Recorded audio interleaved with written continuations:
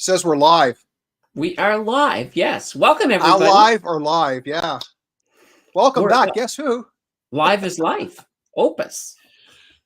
Oh my god. One hit wonder So, from the 80s. How have you yeah, been? Where have you been?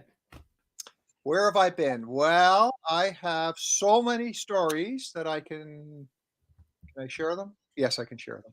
Awesome. Yeah, no, I've been busy this summer.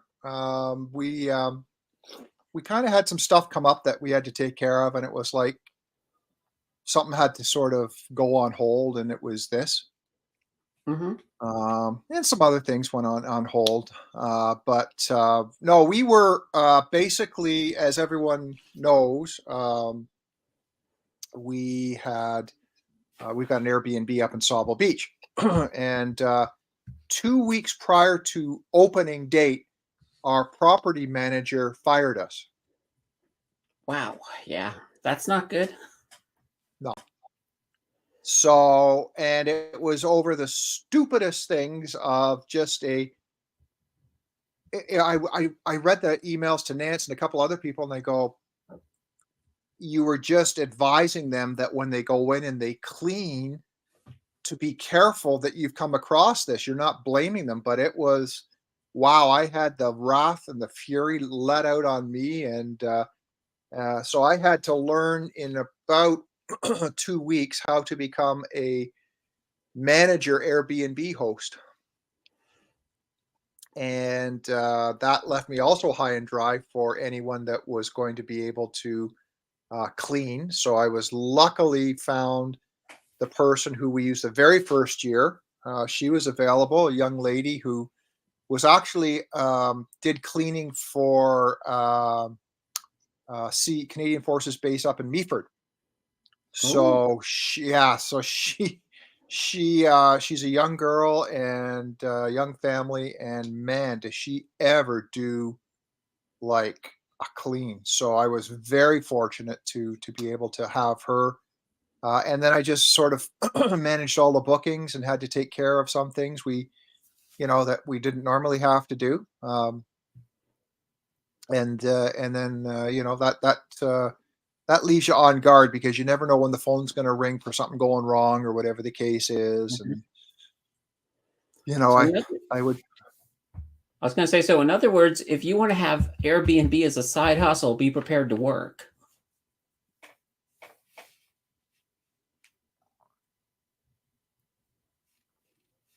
I think you're frozen there, Tim.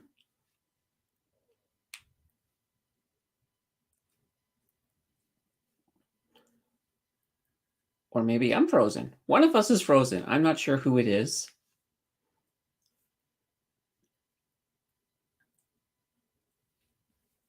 Very odd.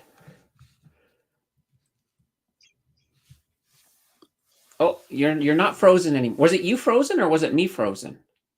Yeah, I looked over at my modem and I've said it before. We're on this version, which is a derivative of Bell, Mm-hmm. and it's for some reason the last 2 weeks it's got a little worse. Oh wow. Yeah. But anyway, Nancy's on her two month traveling. It's food show time and all this and that. So Oh wow. she spent 9 days out in Vancouver, Whistler, got back for the weekend, last weekend, and then she left yesterday. I drove her up to the airport. She's in Edmonton, flies home tomorrow, home for the long weekend, and then off to Nova Scotia for 9 days, home out to Ottawa or Montreal. I don't know, but she's She's gonna booked be until everywhere. she Wow. is. She Well, is. So maybe we'll see her on the show by Christmas. maybe, Yeah. Holy cow. maybe, maybe. So Now, yeah, it's about how many people did you actually, go through your B&B over the course of the summer? this year was it was interesting because one of the quirks we had with the host uh, who had us over last year and then this year, she, unbeknownst to us in January with our little chat for preparing for this season, said, like normally we would go, I think it was a Saturday or a Sunday to a Sunday book. So, they book in on a Sunday, leave on a Sunday. And we're on a call with her or whatever the case is. And she just announces without any talk to us that she has moved our calendar to a Monday check-in. Reason being, it was too hard for her cleaners to get down on the weekend through all of the pedestrian traffic and stuff to clean the cottage. Well, it's a bunch of hooey. It's what the problem is anyone who does and knows anything about Airbnbs and having to manage an Airbnb, your biggest challenge is cleaners. Oh, wow. So, and it's not a fact of this cleaner can go in and do, like normally cleaners, I think can maybe do maybe two a day. Like if that's a 2-person crew, because Mhm. we had to cover August 4th, which was a Friday of the long weekend. Nancy and I went up, not expecting what to walk into, and it was like, what the hell? You know, this is not the way we leave it. We had to Mhm. sort of, give our head a shake, and because you have to do laundry, you have to put things away, you have to tidy things, you have to, blow the outdoor patio, you have to do all this and that, and it took us 4 hours. So a cleaner goes in and they don't just twiddle their thumbs. If they've got laundry to do, Mhm. that's the biggest component because you got to wait for the cycles to go through. You put them on the quick wash, and then the biggest thing is you got to wait for it to dry, and you got to be the hell out of there by 4 o'clock, and you can only get in at 11 o'clock. Well, if the people aren't getting out until 11:30 or 11:45, you've lost 45 minutes. Which Mhm. that's one thing I've got to get a little tougher on this year is you're out by 11 o'clock. I hope you've got pants on because at 11 o'clock, it's 11:01, someone's coming through the door with a broom and a mop in their hand, and I hope you fit in the pan because that's how you're going to exit if you're not out of there by then. Yeah. So it's very, very, very, you know, we had 9 days, I think. We weren't full like we were. This was our lowest in revenue this year. Um, and there was about 9 days that were open because in order to promote it and to sort of get back business, we had to open it up to a minimum 3-day booking. Once we saw Mhm. that the Monday to Monday wasn't booking, like shit, we were, oh man, we were beginning of June, and by the beginning of June, we're probably 85-90% sold. We had 2 weeks sold. Wow. Yeah. Now, are you So thinking it's thank the bad God. economy that's doing this, or? No, I think it's the way that we were marketed on Airbnb because as soon as we Mhm. went back down to a 3-day minimum stay, it started to open up, open up, open up. Mhm. So so we're good. Well, that's good. I don't know what to say. And you did your driving all through the summer? Yeah, still doing that. Still doing that. It's yeah, it is what it is. I mean, I've got some of I was just for those of you who were watching, and thanks for tuning in, all 7 of you. Um yeah, I had installed a dash cam front and back in the car, and so I'm catching some footage there, and man, some of the stuff that I'm getting there is just, as I was saying to Candace just before we came live, it was like I've got I've got a little folder, and I've got like so many, probably 20, 30 clips of stuff that I have picked up on the road that it just makes your head shake, absolutely shake, and you just you see the stuff on the dash cams, or you see the stuff on the news and stuff, and it's what it is, and it happens right in front of you, and it's just, I can't believe this is happening, type of deal. So, Mhm. Well, at so least you got the camera going, so now oh, well, and can I had to go through a whole legal thing with that too, because one of the companies I work with said, "Well, you're encroaching on someone's privacy if they haven't been upfront told, blah blah blah blah blah." And I'm like, "Hold on, hold on, hold on." I said, there's an argument. I mean, because my point was, the purpose is not the purpose is if something happens, Mhm. it's my eyes, it's my witness. Yeah.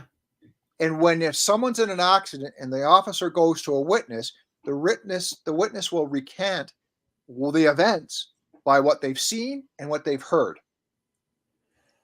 Well, after it went through this one particular's legal division, and it's a Canadian wide company, they came down to the decision that it was surveillance.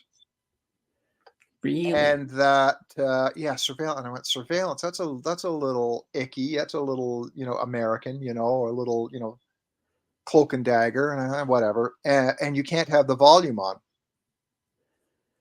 Okay, so I turned the volume off. Well, the volume's back on.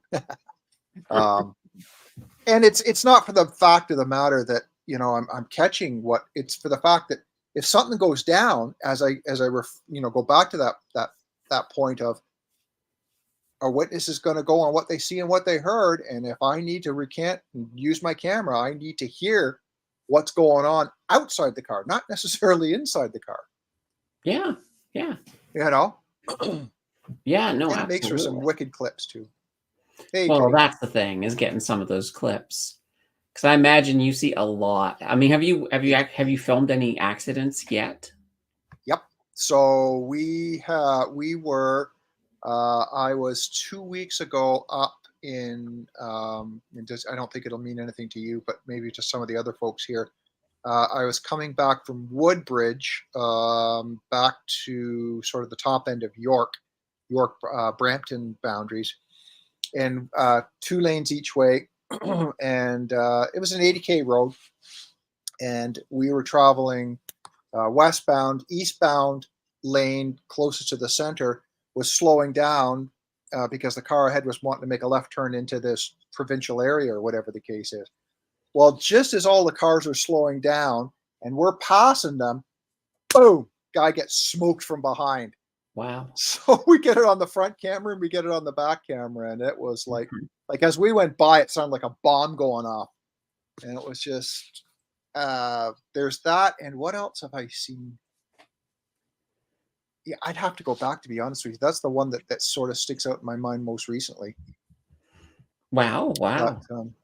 yeah, and again, Jill says you didn't. She doesn't think you need consent. Um, you.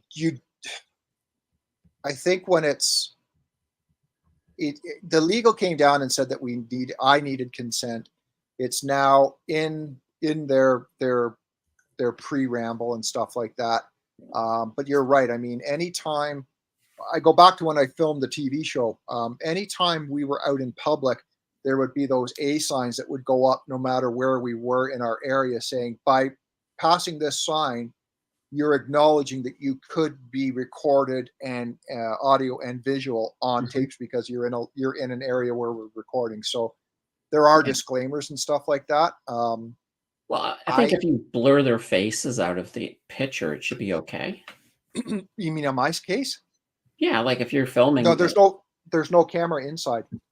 It's all pointing out. well, no, I know, but I meant, for example, let's say there was an Oh, accident and you can see somebody's face, then you could always just put a blur over their face. So yeah, that kind of yeah. preserves, and maybe their license plate number too, but between the two of them. Well, that's I think that's kind of public no matter what, because Yeah. how to it's live. I mean, you're you'd be hard pressed to find maybe every 10th car that doesn't have a camera in it these days. Mm. Well, yeah, cameras are Es- everywhere. Especially in my area where I am, which is Mississauga and Brampton, there seems to be a camera in every car. Mm. Yeah. Okay, well, that's kind of cool. So is that all you did So, this summer, or just the B&B stuff and the driving? well, yeah, that, and just mother-in-law with dementia and stuff like that, which is progressing and stuff like that. Mhm. But Well, other than that, yeah, we didn't. Yeah, that wasn't. It was pretty uneventful. It was a weird summer for weather. mhm. I don't know about down there, but it was. We would get the odd weekend. It was just rain. It was like, oh, this is a drag. Oh, wow. Yeah, we So, got we got a few storms that came through, a few tornado mhm, warnings, a few yeah, I saw tornadoes that. that dropped fairly close to the city. Yeah. Um, Today it was crazy. It was like a 35 humididex. Ooh, Yeah, that's got to be a record. I think so. I think we had our warmest beginning of October in like 200 years or something crazy like that. So Wow. yeah, so Wow, that's something. it's been warm, but tomorrow's going to be warm, and then we got a polar vortex coming down, and we're going to have a little bit of cold for a bit. So someone did say that there was a cold snap coming through, and I said, I don't see it on my weather network, so I guess it is coming through. Then I haven't checked it within a Yeah. day. I So mean, keep in is that mind, this time of year, a polar vortex, it doesn't mean that you're going to have snow. It no? basically is going to take, for us, the temperature will go down to like, you know, anywhere from 10 to 14. So you have to look at it. You have to look at the season, and you have to sort of think of it this way, that it just takes you off a little bit lower than the average, opposed to, Yeah. opposed to what we're having right now, which is taking us like, you know, pretty much summer temperatures. I will say that I was surprised, and it's very interesting to see the effects that we're going through with the climate change and stuff like that, because I don't remember storms being so fierce. Like there was one particular storm where it was on a weekend, and down here where we are, we have a big lakefront park across the street from us, and there's a lot of in the summer. There's a lot of community events, whether it's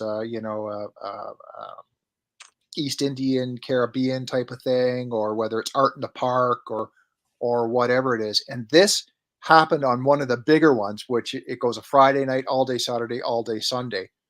And it was a Saturday afternoon, and I'd taken the dog out for a walk just along the road.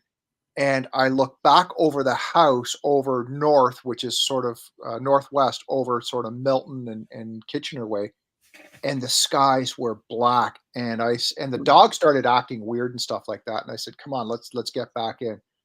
No sooner had I come back in, and the wind picked up, and I haven't seen, I don't know the last time I've seen, like, personally seen hail that Mhm. big, and that I'm not going to say drastic, but that, holy man. Well, how big was it? And I huh How big? How big? The hail. I don't know. It was the size of a marble, size of a grapefruit. I mean, somewhere in between. the size of my thumb. Oh, okay. But oh, I know, and Nancy's laughing at me because I'm saying, get my raincoat, because our umbrella is about to do a Mary Poppins and go out on the patio, right? Mhm. F this, I went out, and I am struggling with it, and it seemed like a long time, was probably a very long time. I was soaked, and I came back in, and I was actually shaking. That's how cold I was. Oh, wow. Yeah, like the temperature dropped and everything, and then there's the whole park is just filled with kids crying and running for cover, and it wasn't good at all. It was like, I mean, you know, at least Toto found cover. Mhm. But No, yeah, you should have filmed the people fleeing from the park, and then you could have made a little movie. yeah, well, maybe next We had time. some hail here. It wasn't. I mean, it wasn't very big. I don't even think it was the size of a marble. Maybe about half the size of a marble. But for the most part, it's been a weird summer in that most of the bad weather just sort of missed us in the south or just missed us in the north. So it was like we were in this perfect little trench that everything missed. Oh well, So it's that's okay. I mean, I think we had enough. I mean, it just seemed that there was, it didn't. It seemed off this summer for some reason. I don't know whether it was just because of the events of what was going on, and what's going on in the world and the economy and all this and that. I don't know. There seemed to be, to me anyway, this sort of offness. I can't explain it. the world just isn't making sense this year then. No, no. I Yeah. mean, I don't. I mean, I watch your channel, and what you're talking about and stuff like that, and I look at what comes up on news and stuff like that. And well, you have to go to your own app now because it doesn't come up on Facebook. No, it does not. Um, oh my God. And I just shake my head going, we're old enough, Candace, to remember when times were different. I remember the days when I could post on Facebook anything I wanted. Yeah. No, but I mean as kids. But yeah, no, I mean, the world has changed a lot. And I mean, that's the only constant in the world, I think, is actually change. If we're not changing, then there's definitely something wrong. But now we're in this really weird place. It's like with news, and just thinking about news in particular, it keeps getting weirder. How Like, so? well, the fact that we have this whole Nazi thing in Canada, and at the same time we've got India calling us a terrorist, haven. I'm like, what the banana bread? This is not something that you'd ever, if somebody told me even 5 years ago, oh yeah, these are going to be things that are in the news in 5 years, I'd be like, nah, you're full of it. Not in Yeah. Canada. So there's Yeah. just been a lot of really weird stuff. I don't. It is weird, and I I didn't really get nor understand or get affected by Facebook and Instagram too has cut it. Is that correct? The news feeds. Hmm. I didn't really get the impact of it until I think Nancy had to go out west, or she had like when shit happens with weather out west, it normally affects Nancy because they're Hmm. part of the supply chain. They got to get the trucks, up the through all this stuff and navigate the interior and stuff like this. And that was the worst time that social media could have stopped and not published news was with those fires that were out there Hmm. this summer. Oh People yeah. had no clue. People had no clue what was Hmm. going on, what was open, what was closed, get out, stay, and I just, you know, I look at it and I say, okay, so now they've taken away the fact that social media cannot publish or link or show news and stuff like that. And we got AI that's increasing in popularity and getting stronger and Hmm. stuff like that. This is turning into one of those sci-fi things, you know what I'm saying? It's I know. like, It's kind of funny. It's almost like, you know, it is kind of, it's like we're going someplace, but I don't think any of us knows where we're going, which is kind of weird. Um, and I know with AI, I mean, AI is definitely on the move. They keep on getting better and better. They actually changed on ChatGPT. The cutoff date is no longer September 2021. It's now January 2022. So they've given us an extra 6 months, which is interesting. Alexa's gotten a little smarter and more oh yeah, conversational. yep. So, we're And getting and look good. at and look at Grandma Lee. Grandma Lee is now in the mix. Like I'm getting commercials Mhm. on YouTube. That's another thing that's changed. My God, look at the commercials on YouTube now. I've What? heard they're getting more and more. It's ridiculous. And here's the funny thing. I don't know if this has happened to you, but you go in and you get 3 commercials and they're all the exact same commercial. No, I don't get that. I I've don't seen get. that and I've heard people complaining about it. Um, I'm just like, Uh, "Whoa." But yeah, no, well, part of it is that, YouTube has decided to put commercials on people who don't have monetization yet. So before, you had a lot of like, about 90% of the creators on YouTube are not monetized. So all of those videos didn't used to have, huh. uh, uh, very many ads on them, but now they all have ads. So it's getting to the point that, you know, you either break down and get the premium so you don't have to watch ads, or you just learn to watch ads, or you just don't watch YouTube. That's the options that you have. Well, what's the option to not watching YouTube? Well, that's the thing. If you don't watch YouTube, you'll have to watch something else. And it's probably going to cost you anyway.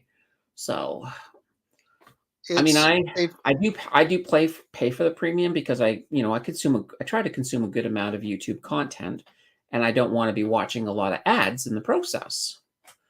But it's actually the amount of people who actually use YouTube Premium are incredibly. I think it's like 5% of their customer base. It's like a really small number. So there's not that many people using it. using YouTube Premium, paying the monthly 5%, subscription. eh? Yeah, I believe it's somewhere between 5 and 10%. I don't know the exact number, so I'm just putting that out there that I know it's low and I know it's somewheres in that ballpark. But yeah, it's just one of these things that's like one of the things I heard a few ideas that people have put forward to say this is what YouTube should do. And I love some of these ideas. One of them is you could have like a premium light where basically you pay us like half the price, but you only get ads. You get ads on the videos, except for you get like a safe creator list. So you could pick maybe 10 to 20 people that you're like, okay, well, these are the 20 people I always watch. These are the ones I don't want ads on. But then when you go outside of that, you'd have to deal with ads. Just as a thought, sort of, I don't want to say experiment, Well, but I think something like you that might be an option. But what I look at now is I look at, okay, so we don't have cable. We watch, what do I subscribe to? Netflix, Prime, Disney. What the hell else do I? Oh, yeah, so 3, right? And that's, I don't know, X amount of dollars per month. Now, if those, and YouTube's free, so those are my 4 sources Mhm. of what I watch. I do watch Pluto, which is free because it's got the oldies and some of the stuff Okay. there is good. Pluto's a free thing, and it's the old shows, TV shows like Andy Griffith and Love Boat and all that stuff, Mhm. and blah blah blah. That's free. Um, but I look at what I'm paying in those 3 because YouTube's free, and then I'm thinking, oh, holy shit. If they start to do what YouTube's doing, put ads in, then give you the service that, oh, you can go ad free for an additional cost, all of that is going to come close to going back to cable TV Mhm. for the price. Well, if you want to hear something else, Prime is changing their system in 2024. That's what I heard. So you're going to start to get a Prime Lite. So the Prime Lite will have ads, so it'll be ad supported. Now, if you currently have Prime, so you're using Prime, for example, on Amazon to get your free shipping, they would then instead that would default you to Prime Lite. So you would have to pay an extra $2 a month if you wanted to get rid of the ads on Prime. So you may have to sort of live up with some ads or pay a bit more. I'm Prime Business. I've got mine under business. Sorry, Like, Amazon Business. well, that's interesting. I don't know how that will go. I do not Neither do know. I. Neither do But we'll I. find out in 2024. You can let us know. I just, uh, Now, I speaking don't of know. the news, though, I just want to go back to the news for 1 second. Yep. With the forest fires in British Columbia, what my cousin started doing is because he couldn't share the news to let family and friends know about fires and situations, he would go to, like, for example, he'd go to the CBC YouTube site and get those little links to their stories, and he would share Oh, the YouTube videos, and he so you was can do able to that. do that. Yes, you Oh, can so do there's that. the You can there's share the there's the goal around is to go through YouTube because it's not coming exactly. from direct source. Exactly, and that way that's the one loophole that works. So there's a way for For you to now, share news. Yeah, until they catch on to that, but, I just um don't understand. I don't understand all this. I shake my head with what Dougie Ford's doing here in Ontario to us. Green belt, no green belt. Now give the green belt back. Justin and what's going on there. Uh, and then the Speaker of the House, and it's just what in. I, well, it yeah. takes. I send you that thing today on Messenger. I know I sent it to Tim Perry because those of you who know Mhm. Tim Perry, he's the guy who wants to go out and just have his own sovereign nation unto himself on 150 acres and stuff like that.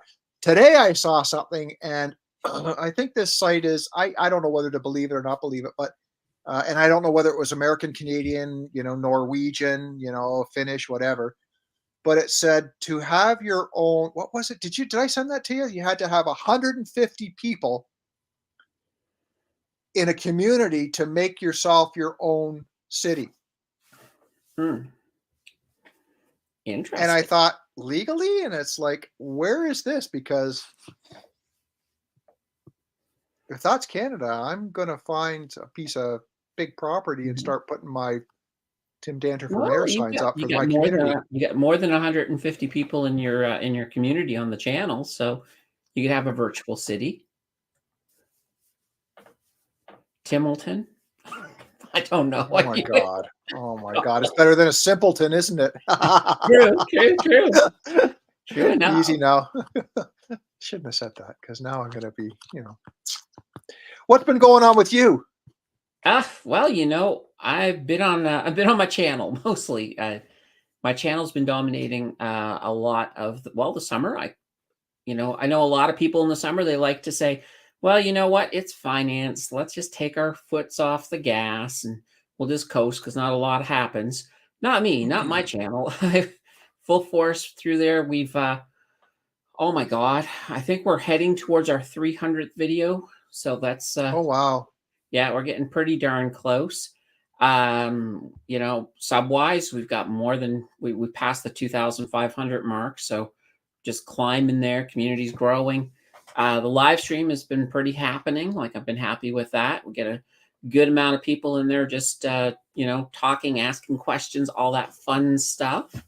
So yeah, no, it's been on fire, and I'm pretty much enjoying it. It's actually the 2-year anniversary of the channel is coming up this weekend. I got an extra live stream that I'm going to be doing Great. for that. So it's been fantastic.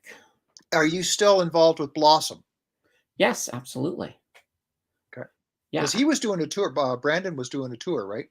Yeah, he was. They a lot of the big wigs did a tour. They did what was it? Vancouver, Calgary, and then Toronto and Montreal. I really wanted things just didn't line up the way I wanted them to. Yeah. Just taking care of some of the health stuff.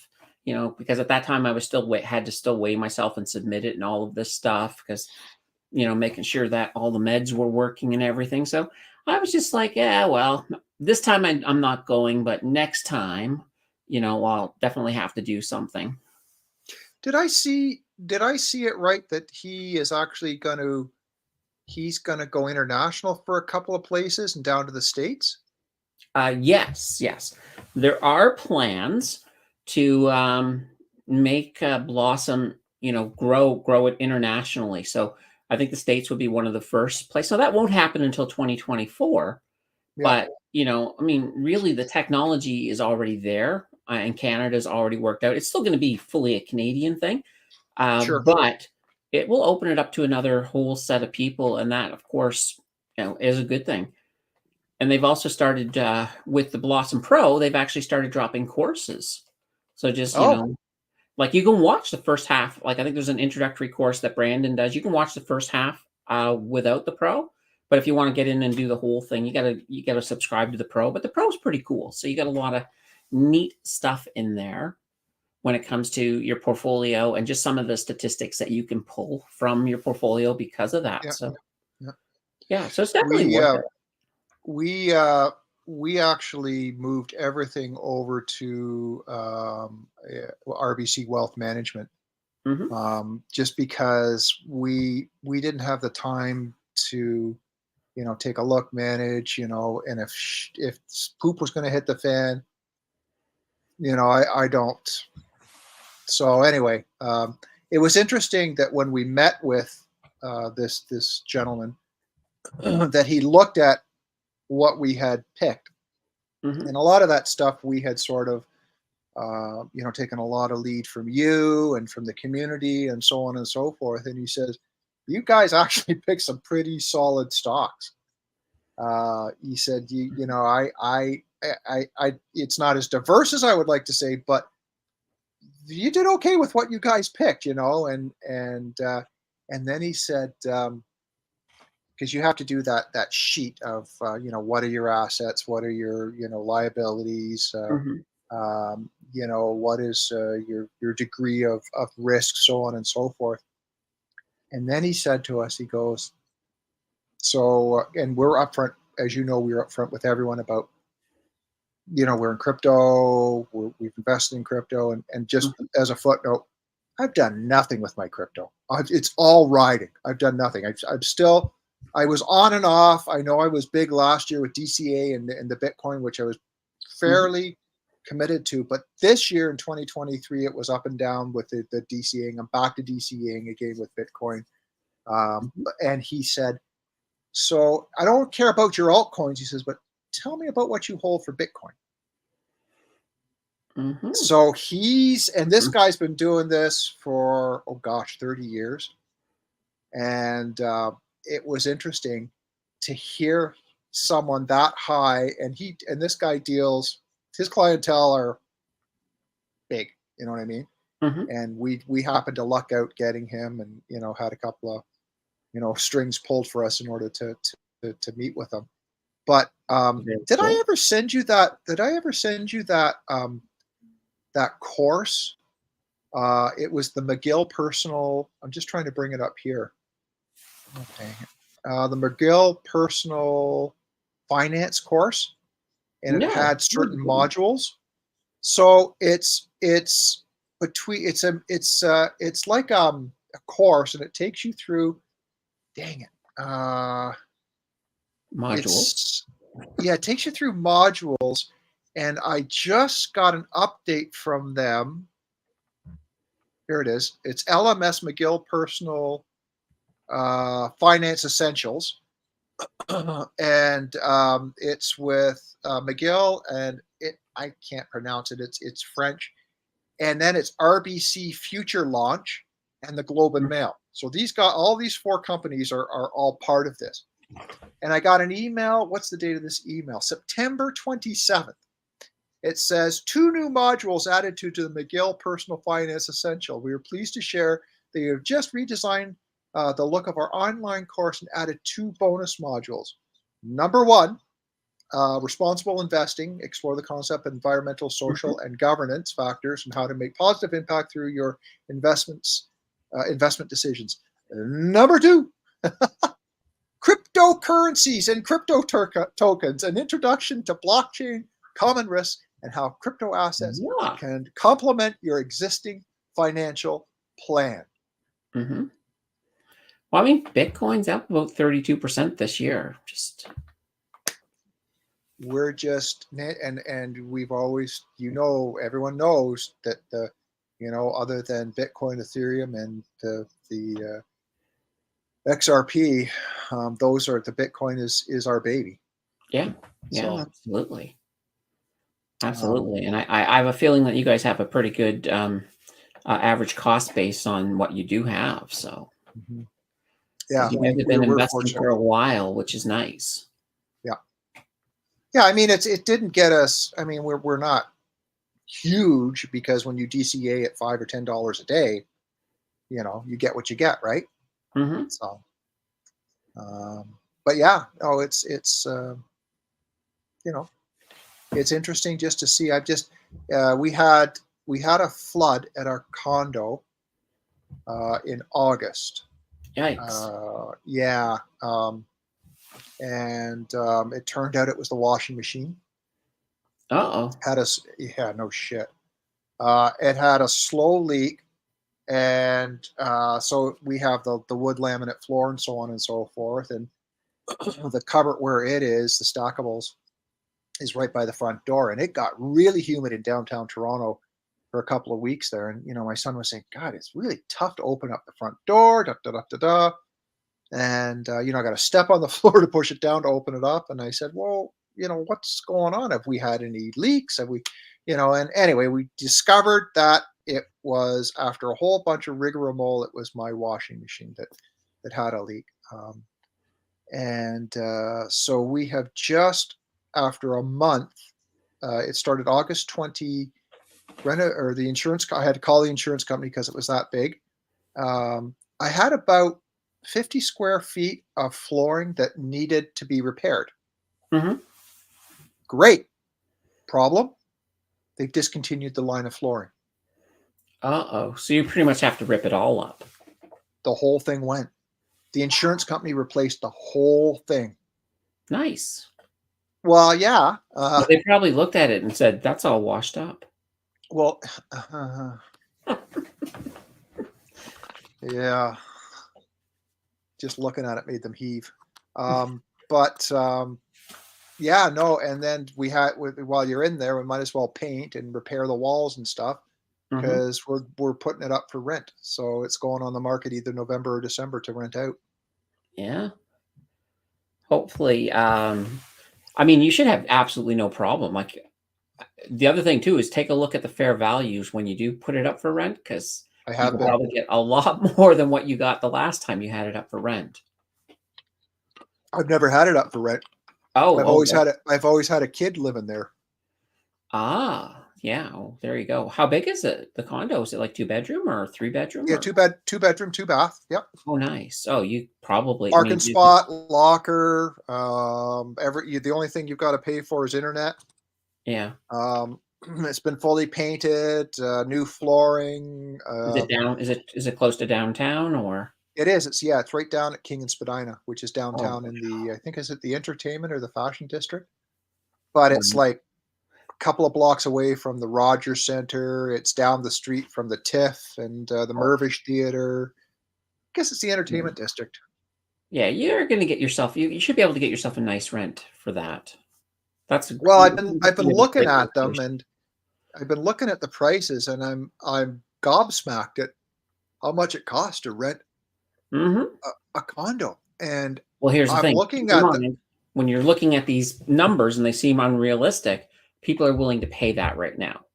I know. So that's what you want to And be I feel charging. I honest to God, I love making money. Don't get me wrong, I Mhm. love making money. We all love making money. But this seems to charge that much for this condo of well, $3,500, right? Mhm. That seems way too much. But that's what the market's Well, that's what the market's telling me. Like I condos like mean, mine are 38, 37, you I know. mean, if you want to alleviate your conscience, instead of charging 3,500, do 3,450. Yeah, I've been looking at that, and if I get a friend or a family member or someone that's close, you know, Mhm. I might get them a deal. But it's interesting because It's hard it's to a make lot. money off a family, though. Keep that in mind.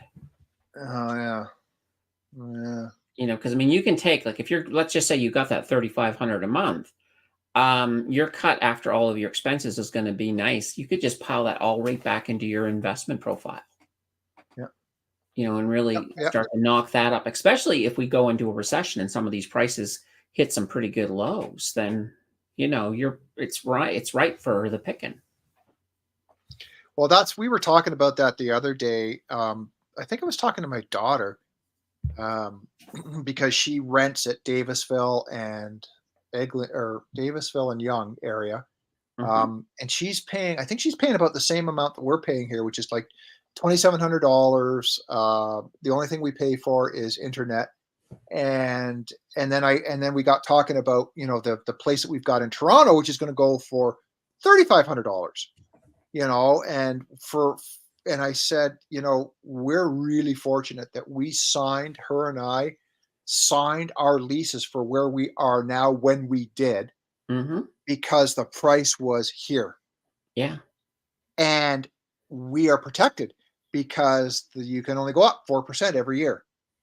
And the So my interesting thing, because of that, there's a lot of landlords now that are looking at turning their places into short-term rentals. So basically switching to the B&B model, so that way they can keep raising rents with the market Oh. and not get locked into one of those rent control type situations where they can only go 5% or 10%. So by going short term, they can basically charge whatever they want as long as people are willing to pay it. So they can make a lot more money going that route. So there's a lot of landlords that are starting to do that, and they're starting to look seriously at turning their long-term rentals into short-term rentals. Did not know that. Mm-hmm. It is a new trend. But from what I understand, they can't kick me out to do that. The only way they can kick us out, or give us notice, is if our lease is coming up and they have a family member that's moving in, and the family member has to stay a year, or they can't even kick us out if we're selling and we've got a contract signed. Yeah. And here's the worst thing right now is that the way the market is, let's say they wanted to kick you out and they were just, maybe they made a bogus thing about it and you want to take them to the labor board. The amount of the wait time just to get into the labor board is crazy.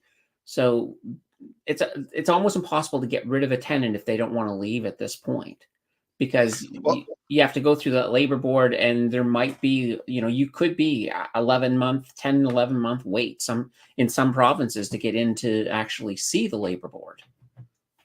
see, I've got a short-term rental, which puts me in one type of economic position, and then I'm going to move into a long-term, like, because with the condo in Toronto, I don't have to have a HST number because it's long-term. There's different rules for Yeah. long-term versus short-term, right? And I'm looking at this going, I mean, I'm learning a lot because I've never been a landlord before, right? So I, the short term, it's easy to get rid of someone because they're there for a week. You kick them out, they're gone, and Mhm. if there's a problem, there's processes in place for that. But I just hope that when we get the person who is going to move into, the Hudson down on King there, that we get someone that is not going to give us a hassle and leave the place in a mess. So, Yeah. I mean, I've even gone on and looked at the medical rentals there because we're Mhm. close to University Avenue. The dog's here. Jesus. You started to give us a different tale. Yeah. Tale of two cities. Um, I'm not in your way, am I? Oh my God. But yeah, it's really it's a learning curve. Mm-hmm. Yeah, it's interesting. And we get the friggin' Oracle now here. It's Yeah, I hilarious. mean, He look at shows look. up. He shows up at chat. He shows up in my Uh, chat on the weekend, excuse and me. I'm looking and I see friggin'. I'm like, what? Who the It's hell is that? it's the freaking the Oracle is Yeah, silent. I know. Oh, But Jesus. it's like I just saw freaking, and I was like, at first I was like, I've never seen this person before. Too many tarot card reading requests, so Yeah, I dropped the Oracle. Get out, really? Yeah, seriously, yeah. Well, why didn't you go with that? yeah. Ken don't does tarot cards. And it's like, yeah, Car says you're screwed. Well, Oh I tell dear. you. Anyway. Yeah, no, I just I it's going to be interesting to see how long do you think that we're going to have another bump in interest rates here? Yes, I One will. bump, I will. two bumps?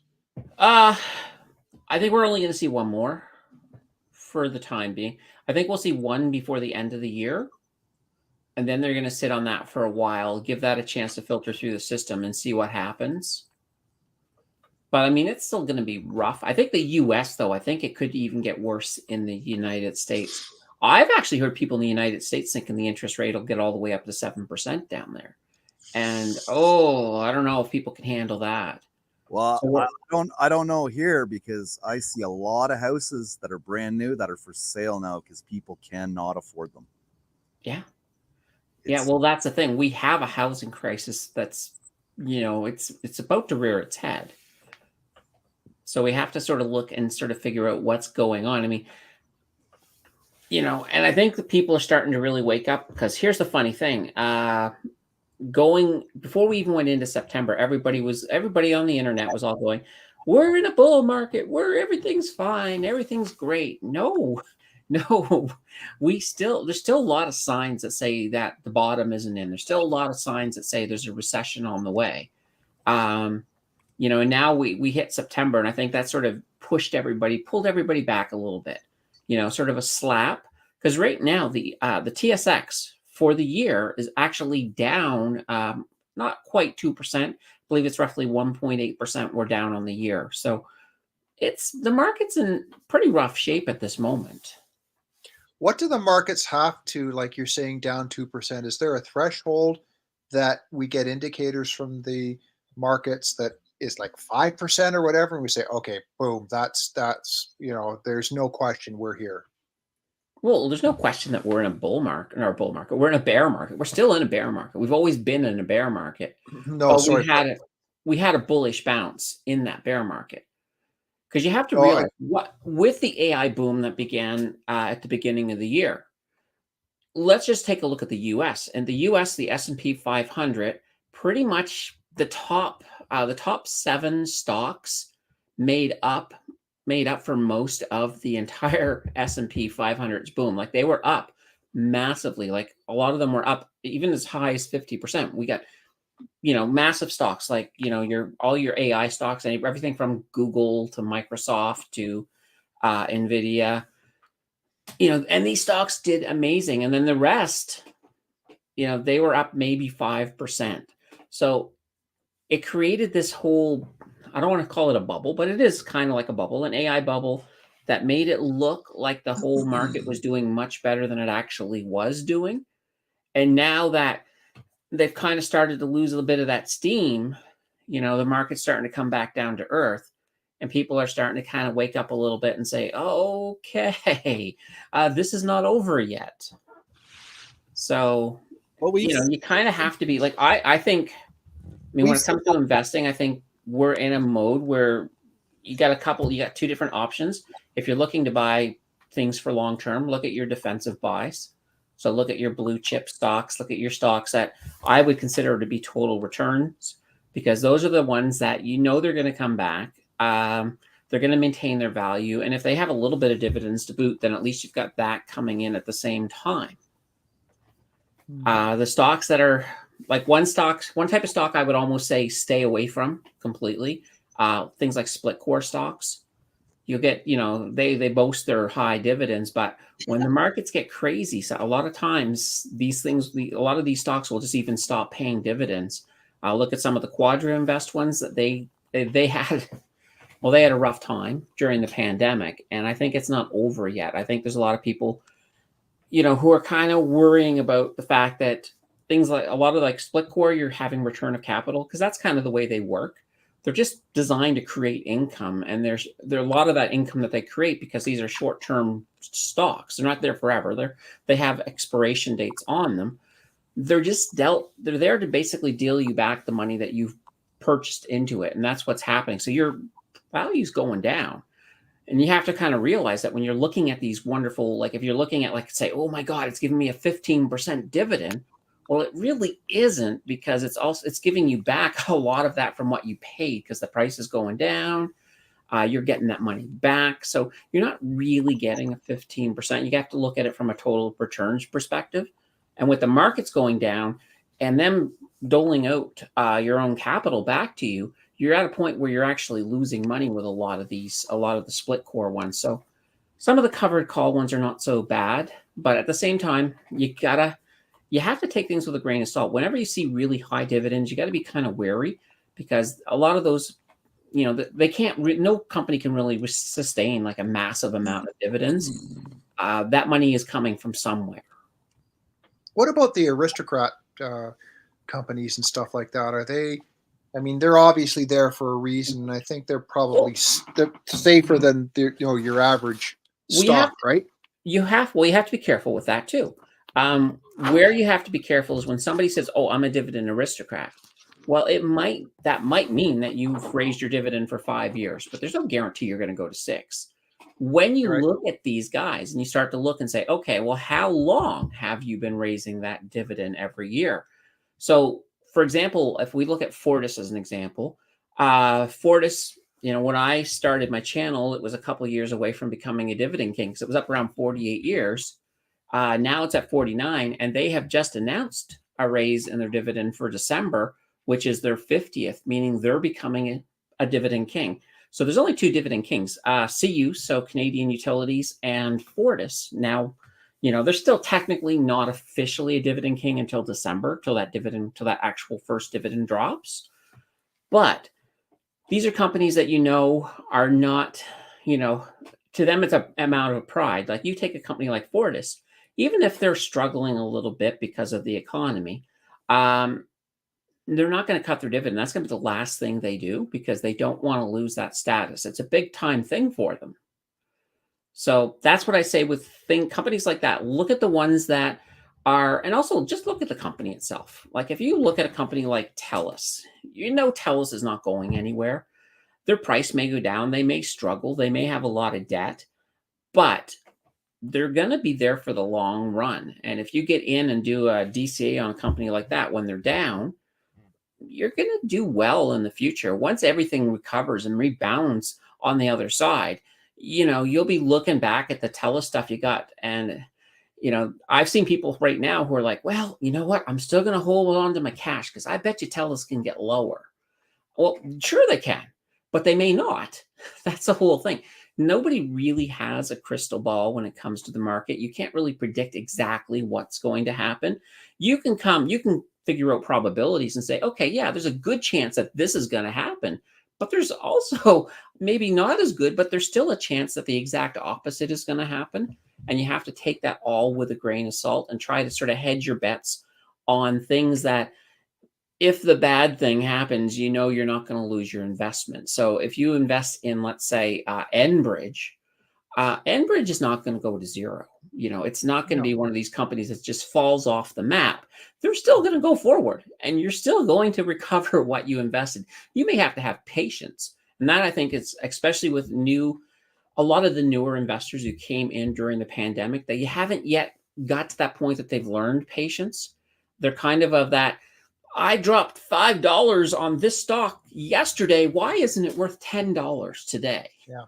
So you have a lot of that, and that comes with experience. And once we are on the other side of this bear market and we're into the next bull market, all of these people who joined, during the pandemic, they're going to finally have experienced a bull market and a bear market, and they're going to be better off for it. And they're going to be a little bit wiser when we get around to the next bear market after that. They'll be the ones sort of like laughing at the newer people who are like, oh, the world is falling. What do I do? It happens every day. I mean, I get people who reach out to me constantly asking me exactly, should I just sell everything? Should I just hide in a hole and cover my head? It's like, no. The market's down. If you want to put in a DCA or a dollar cost average on something, now's the time to do it. These are the time you're getting your bargain prices.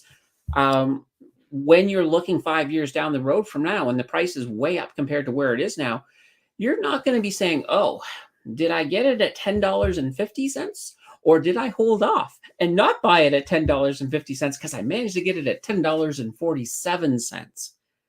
You know what? You're in really good shape no matter which of those two you got it at. And you're at that point kind of splitting pennies. Well, that's the same. That's the same for me. I mean, when years down the road, the Bitcoin price is triple, quadruple, whatever it is now, I will not have any likelihood of having any memory of what I DCA'd in it, what the cost was. I just know that I made some money, and that's it. And you're right with the people being impatient, wanting the quick return and stuff like that. They're not seasoned, they're not experienced, and it's the same in the crypto market. That's it seems to be more forgiving when people deal with stocks. Oh, I got into this stock and I lost, or I know, just hold on, see it through, ride it through. It's a wave and stuff like that. And it just seems so easy when it comes to the crypto investing to be a lot harsher and a lot more critical of it. But it's got a lot of similarities. Not all, but it does have similarities in regards to being patient. Invest what you can afford to lose, if that's the case. Because there could be some wicked event that just dumps at crypto and stocks all at once, and you're done.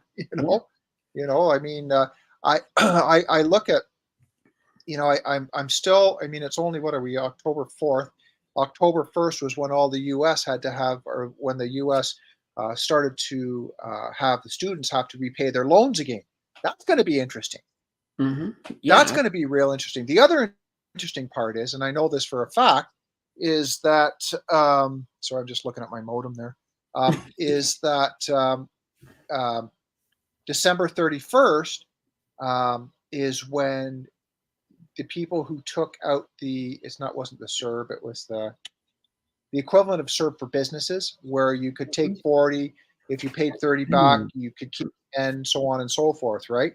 Well, I paid that off this year. Mine was done, paid off, and I'm forgiven, and it's off my books totally, right? But think about the people who haven't.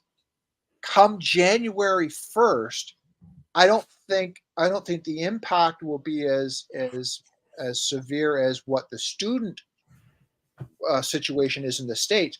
But I still think you're talking businesses that now are going. I mean, Jesus, they're all those loans from the government in Canada here that were for, what was it? It's not CERB. What the hell was it called?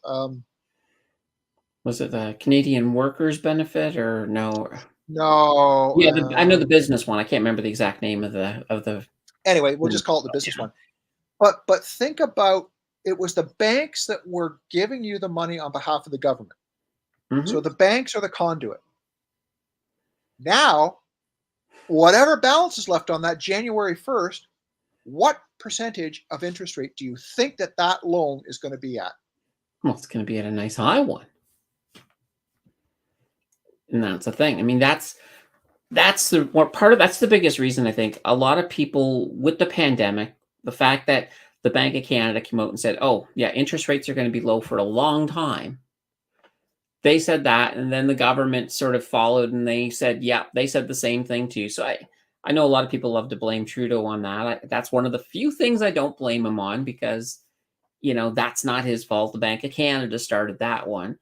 But they were wrong. They were also wrong about inflation being transitory.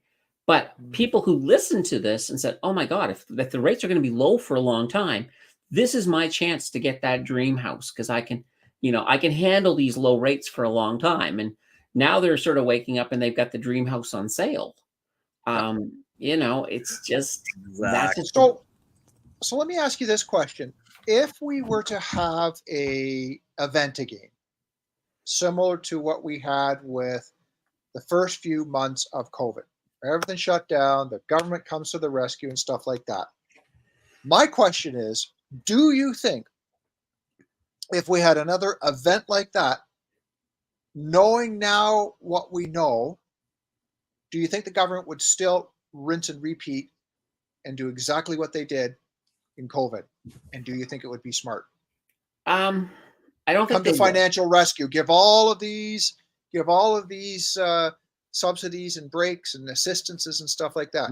Do you think that they would do that again, knowing what we know now? Not to say there wouldn't be supports. There probably would be supports, but I think they've learned. I mean, they have to have learned a lesson from these supports.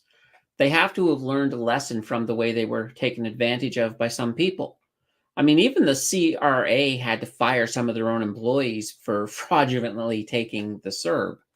Yep. So I think a lot of lessons have been learned. I also think that they will be, if let's say there were another brand new virus hit the floor tomorrow and was going worldwide and was declared a pandemic, I think they would be a lot more hesitant to pull the gun on a complete shutdown this time around, only because look at the damage. We haven't even fully assessed the damage from the last one, and it's still lingering, and our economy is going to be in shambles for a long time. There's going to be scars for quite a while on this. So they're not going to just very easily do it. Now, here's the one sort of danger Will Robinson moment in this whole thing. And that is Trudeau's at that point where I think he knows there's no way he can win the next election. So that may have him in a I just don't care. I'm going to do whatever I want kind of arena. Yep. So this is where you would have to hope that the rest of the Liberal Party would be at that point sort of break away and say no, no, no, no. Because I think there has to be dissent within the Liberal Party. I think the writing's on the wall that the only chance they have of becoming official opposition is if Trudeau is not in the next election. I think Do you if think Trudeau they're? stays as the leader and they go into that next election, they won't even make official opposition. They may be like come in third. Oh, don't tell me that the NDP would be official opposition. Either the NDP or the Bloc. It just depends on how the Well, Bloc is there has been there before. is there a downside to having the Bloc as the official opposition? Well, I don't think it'll actually matter if the Conservatives pull off a fairly large majority. It's not going to really matter who's ringing the bell on the other side. I guess. Now, if the Conservatives flub, they're like right now they're riding a wave. Pierre Poilievre is doing all the right things. He's saying all the right things. They've got people angry at Trudeau. As long as they don't screw that up before the next election, and this is politics. There's a total chance that they could. Then they should be looking at a majority. Now, if they flub it, but not too bad, maybe then they're looking at a minority, and then at that point they have to figure out who they're gonna make deals with. And then again, we get nothing done. Well, you can get stuff done, but you kind of have to give a little, and that's where a minority works. Is if you get a couple of parties that are like, I hate to say it right now with the Liberals and the NDP, they're getting some of their things done because they're sort of trading. Like, Jagmeet wants dental care. Trudeau wants who knows what. Well, Trudeau wanted all of the CRTC stuff. So they're both getting what they want. Just they kind of have that little dance back and forth. Like every time Trudeau's kind of slow to give Jagmeet what he wants, he's like, we don't have to support you. So it kind of works out that way. I just think it's a situation where, if I have a feeling that it's going to be hard for us not to run into a majority situation, but we have to then sort of see how Poilievre is going to handle that, because having a majority means that you can sort of let your party politics really come in. And I think what needs to happen is if he wants to have successive majorities or even successive governments, he's going to have to work a bit of a balancing nature to get the people who are really on the far right, keep them toned down so that way they can keep the overall party feel something that will agree with Canadians. Because if you go too far right, or on the other end, if you go too far left, Canadians they're just not going to stomach it very well. I think we have a different environment too with the amount of people who are eligible to vote who have come to this country now. So I think there's a bit of a dynamic, and I think there's going to be a different play, or something different in play there, I should say. I don't quite know how that looks or what ramification it has, but I think, Well,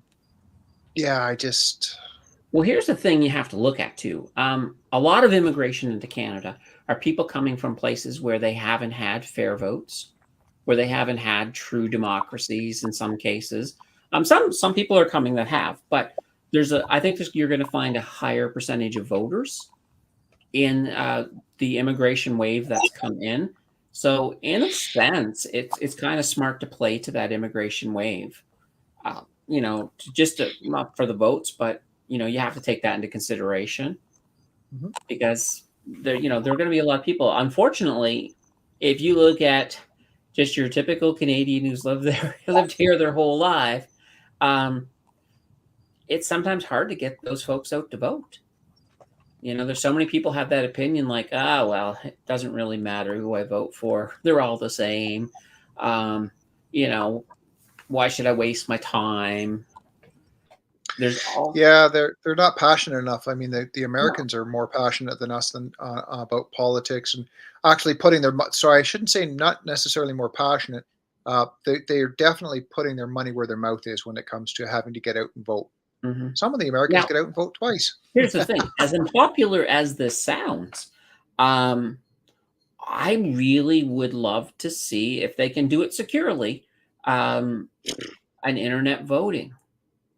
If you could securely have a vote where people can vote from home, like a lot during the pandemic, I know a lot of the municipal votes Mhm. went to the internet.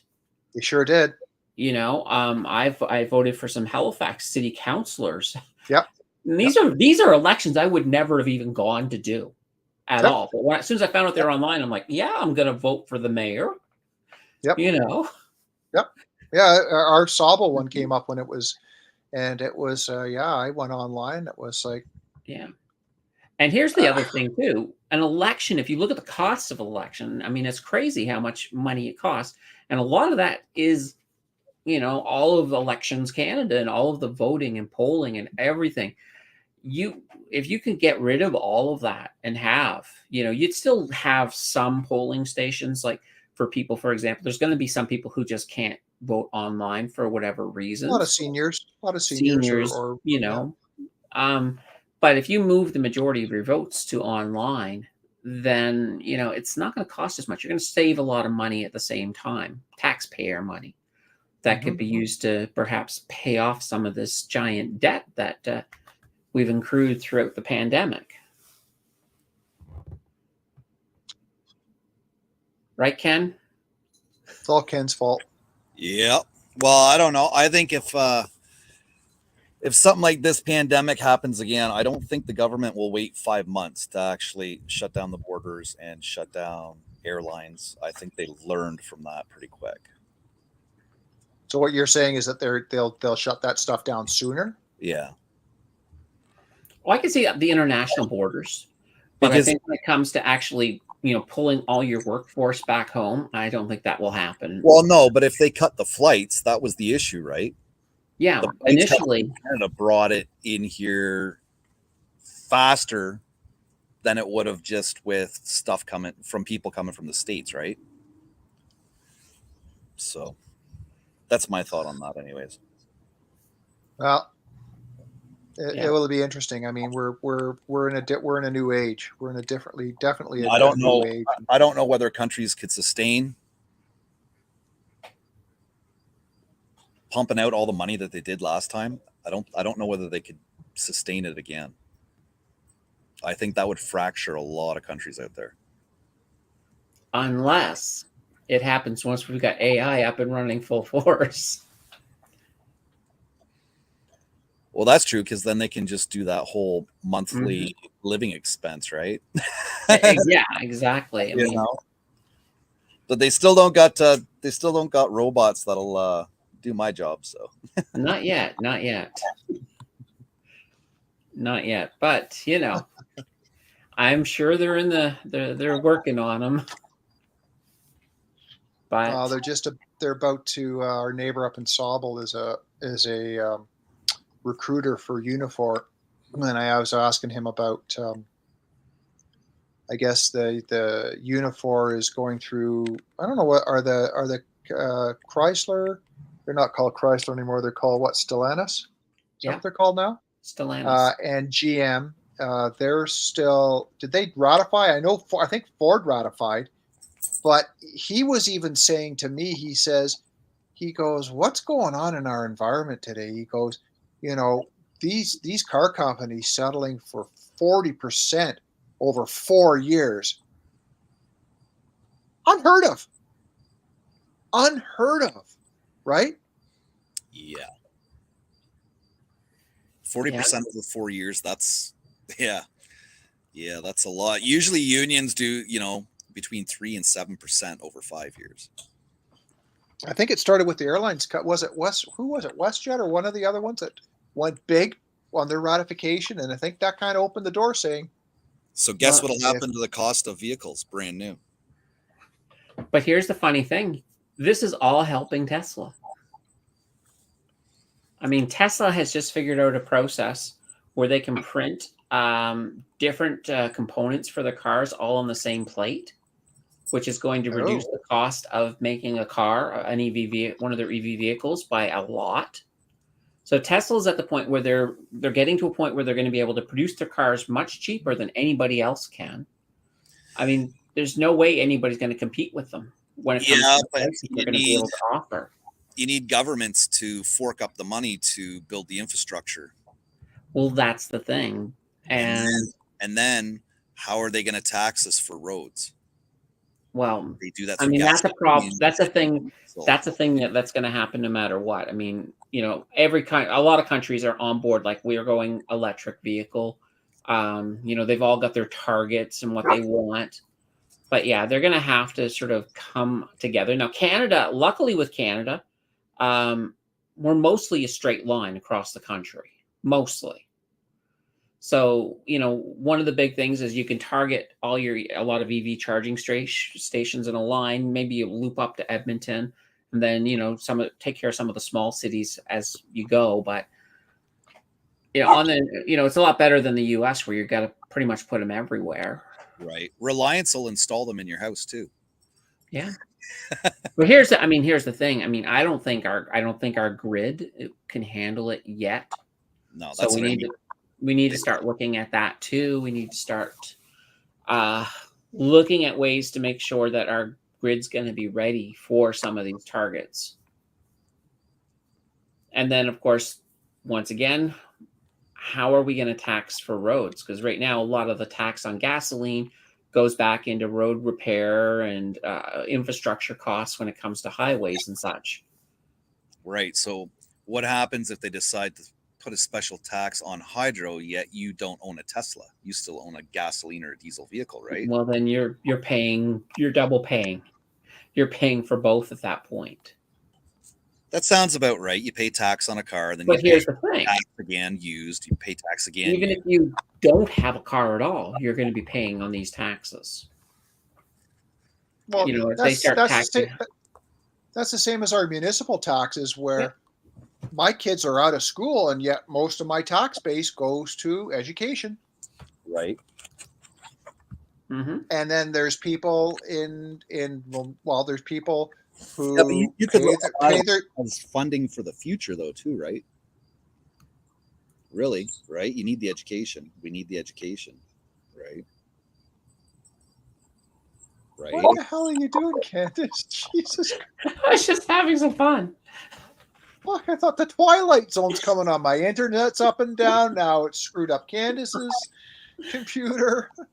What the fuck? It's just But, it's just a Zoom control that came with the last Windows. The last Apple update gave me a Zoom control. I'm like, oh, this is fun.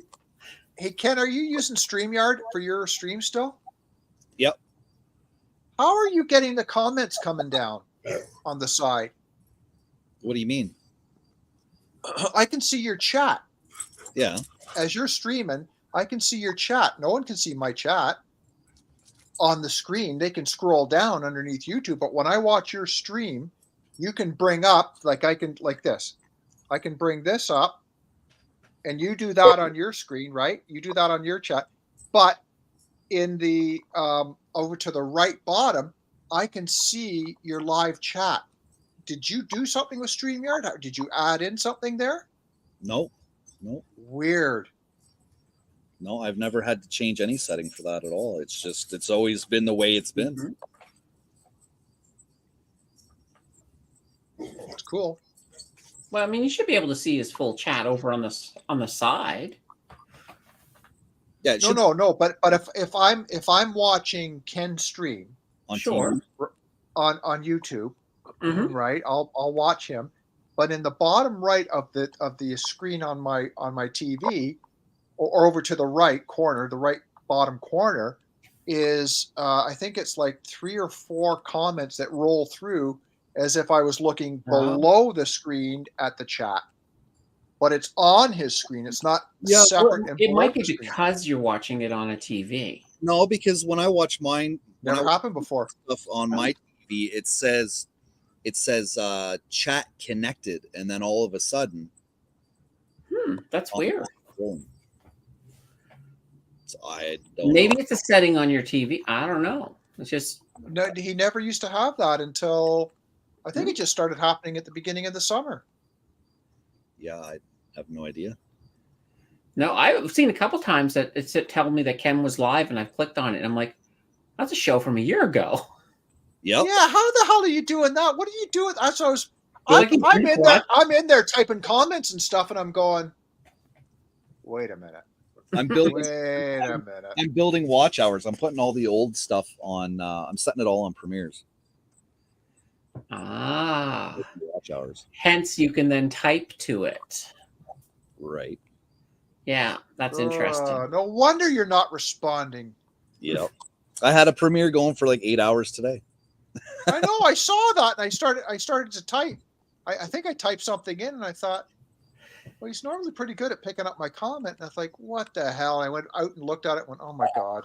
No, I just downloaded it from YouTube, and then I just re-uploaded it as a premiere. I was just thinking, how did Ken get a sample of me? It's just yeah, because today it was like Ryan was on there, I was on there. I mean, that an old one was on today. Yeah, that was old, yeah. Oh yeah. Oh yeah.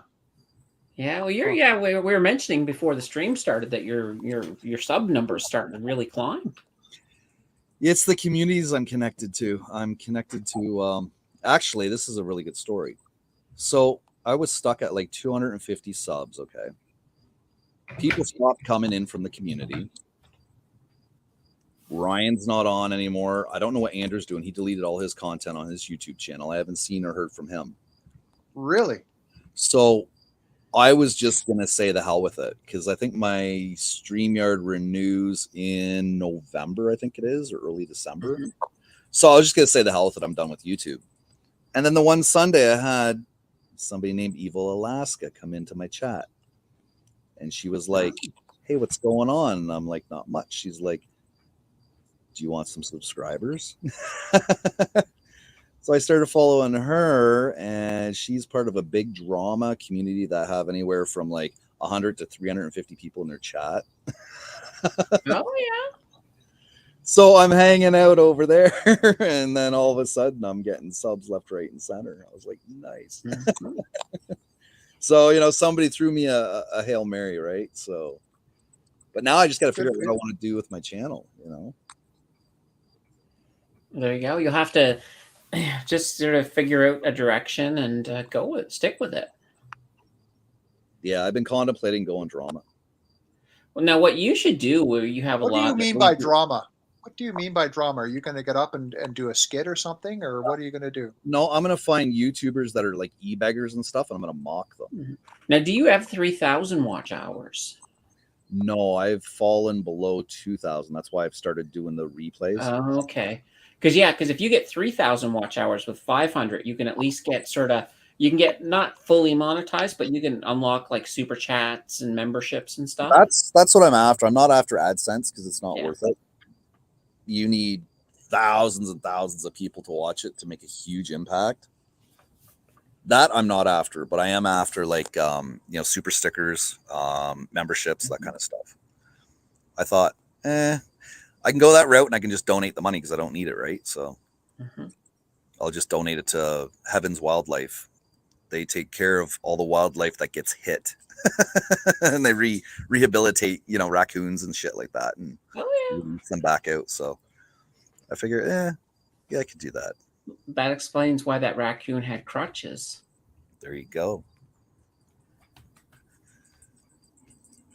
But yeah, I was gonna quit. I was like, I'm done. And then all of a sudden, the one night she just came in, and then now I'm seeing them come in. They comment all the time. They kind of come into my stream to get out of the drama, a little normalness, Are they American from America?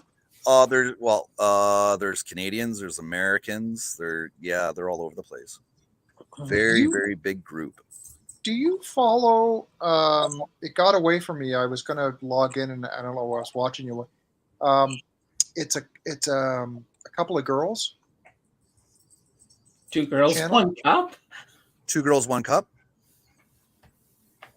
Or two What? girls, one chat. Sorry. Seriously, 2 girls in 1 cup? Come on, Candace. Two girls, Come on, she's baiting me. two girls, one chat. I had to, it's been a while. I got to shake the call. I mean, I'm normally with the one-liners going, I gotta get my feet here. No, I thought you said. I'm not saying anything anymore. I watched Two Girls, One Chat. I don't know what that is, and I'm afraid. I thought you followed. You had some people that you followed, and it was. Do they do something about YouTube channels or something like that? Have I got that wrong? Or they do, and it's 2 females that have this channel about YouTube channels. Or that Estenso Creativity. there you go. There you go. See, Candace, no cup involved. No.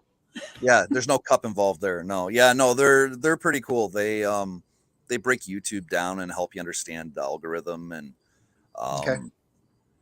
all the new features that are coming out and stuff like that. Yeah.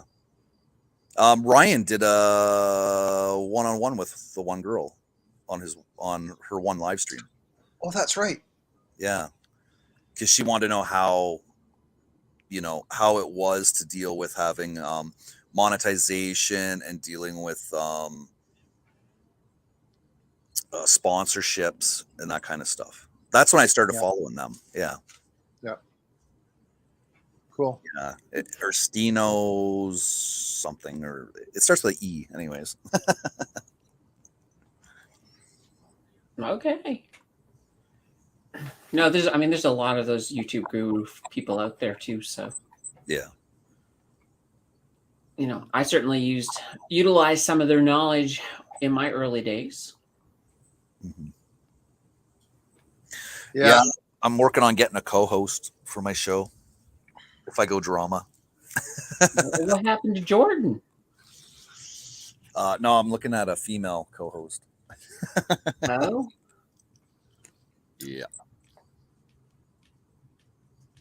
Jordan's doing his own thing. Oh. Yeah, we had a little bit of a falling out, I guess you could say. I heard. Yeah. Well, I saw it on your. I didn't see whatever the event was. I just heard you talking about it in a stream after it had happened and stuff like that. So I thought, oh dear. Be one. I really can be one. I would hate for you to be a liar, so I guess I must be one. That way you're not a liar. holy cow. What? Yeah. There's a little drama started there, but I put there it you go. I put it I'm like, whatever. Well, very good. Well, so just let's get back into this role, Candace. What's going on this week? Oh God. Let's see. Friday, deep dive on Dollarama. Everybody's been waiting for. Saturday is the 2-year anniversary live stream. Regular this week live stream on Sunday. Then on Tuesday, we'll be back to our regular list videos. So things will be returning fairly back to normal after we get through the celebrations over the weekend. Good. Yeah. What are your plans for Thanksgiving? Thanksgiving. Probably nothing. It's going to be a Monday, which means I'll be filming and editing. Yep. Cool. Maybe I'll eat a turkey ball. I don't know. Do they have balls? Oh my God. Back to the cup again. Well, you have to look in the right spot. Oh, for fuck's sake.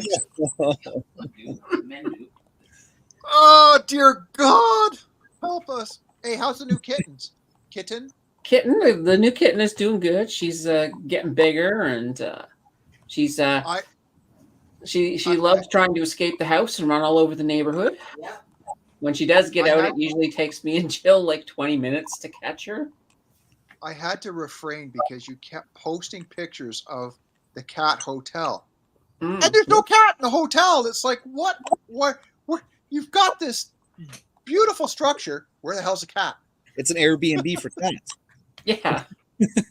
I let Tim manage it, and he just didn't bring in any cats. Good job, Tim. It was the cleaning fee. I know. No, I mean, yeah, no, I think I took a couple pictures without the cat in it just to show the structure.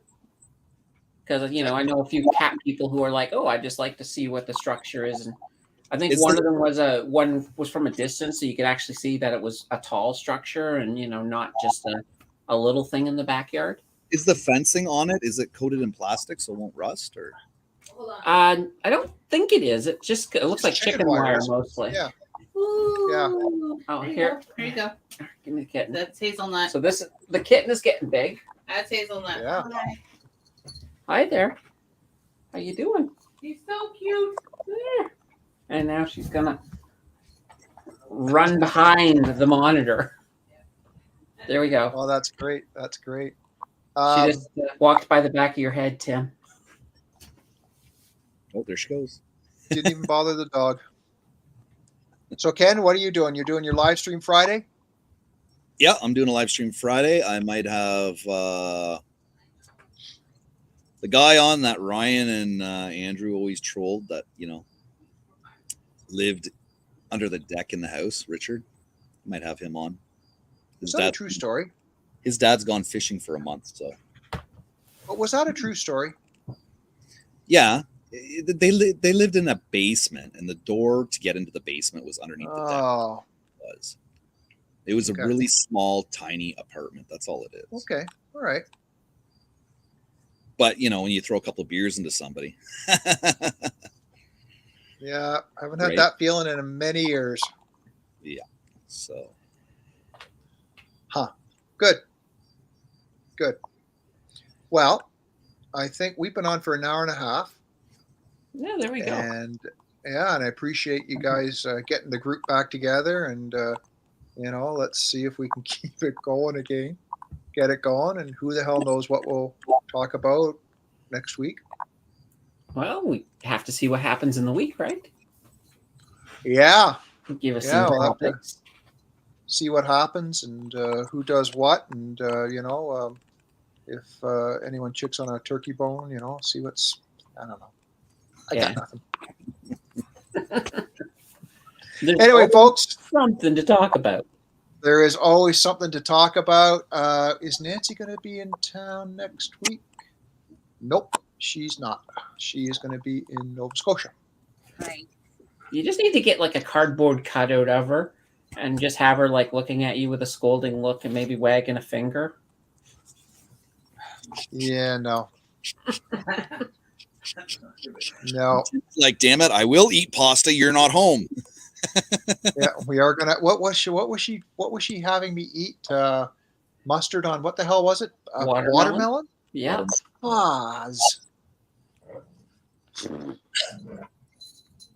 Anyway, I'm good. I'll figure out the new trend. I'll let her know. There we go. Very good. Well, to the 8 of you who have tuned in tonight, thank you so much, Teddy Gator and Phil and Jill and who else have we got? Who else have we got? Boda77, thank you. Chili Dog was in the house. Chili Dog was in the house, Phil. Yeah, he was. He's gone now, I think. But he was here briefly. See, Yep, look, he's still he there. was. Oh, no, he is. Is he? He's still there. He's still there. He is. There you go. There you go. Yep. Very good. Oh, someone's calling me. Oh my God, it's Nancy. She's on FaceTime. Uh-oh. Didn't say pasta.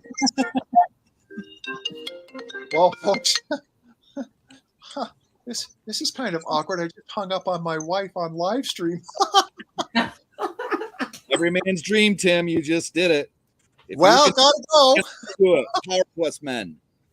Huh? Maybe she called you on purpose. Be like, Well, say hi to everybody. It came to life. on the bright side, she can't put you in the doghouse tonight. Oh, she's going to the hockey game. She's watching. She's got tickets for Edmonton and Calgary. Nice. So, anyway, folks, I appreciate everything. Thanks for tuning in, and we will see you next week. I have to go call my wife. Bye, everybody. See ya.